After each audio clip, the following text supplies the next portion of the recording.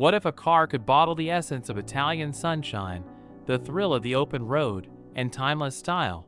Then look no further than the 1966 Alfa Romeo Spider. This legendary roadster isn't just a car, it's a rolling sculpture.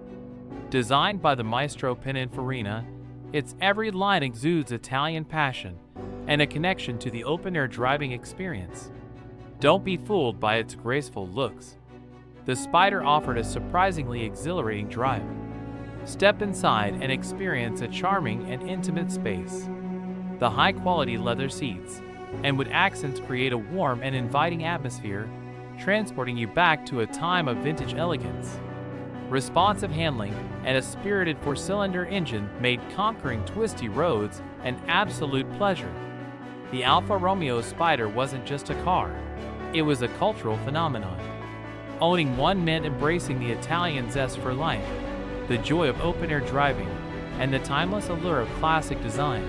The 1966 Alfa Romeo Spider, more than a car, it's a legend.